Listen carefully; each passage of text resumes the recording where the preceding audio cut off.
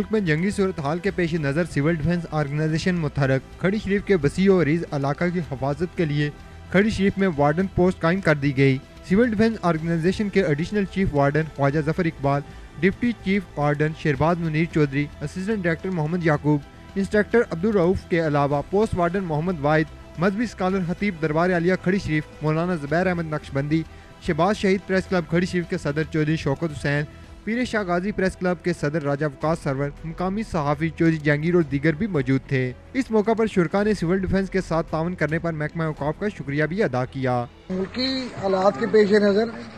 شہری دفاع تنظیم جو ہے وہ پورے میرپور میں مختلف وارڈن پوسٹیں قائم کر رہی ہے۔ اسی سلسلے میں کھڑی شریف میں بھی آج شہری دفاع کی وارڈن پوسٹ کو جو پہلے سے قائم ہے اس میں مزید سامان مہیا کیا گیا ہے تاکہ مقامی آبادی اگر کسی مشکل صورتحال کا سامنا ہو تو یہ شہری دفاع کے تربیت یافتہ رضاکار ہیں، وہ اس سامان کو استعمال کر کے اپنی آبادی کی حفاظت کر سکیں۔ جب تک یہ ماحول انڈیا کی طرف سے ہمارے پہ مسلط کیا گیا ہے تب تک کشمیری عوام جو ہے وہ اپنی حفاظت کے لیے وہ بالکل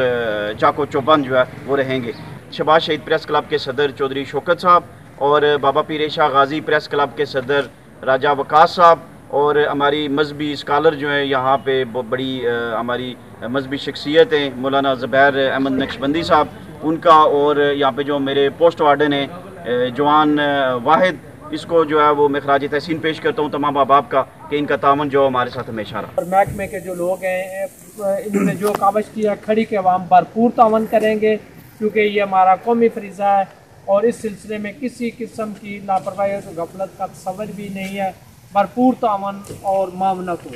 میں اس موقع پر شہباز منیر چودھری صاحب اور ان کی ٹیم واحد صاحب اور اسسٹنٹ ڈائریکٹر صاحب ان سب کا انتہائی شکر گزار ہوں جنہوں نے کھڑی شریف کے عوام کے لیے ایک پودا لگایا اور کھڑی شریف کی عوام کے حفاظت اور تحفظ کے لیے اپنا دن رات ایک کر کے اور صدقہ جاریہ میں اس نے حصہ لیا۔ میری عوام علاقہ سے اپیل ہے کہ اس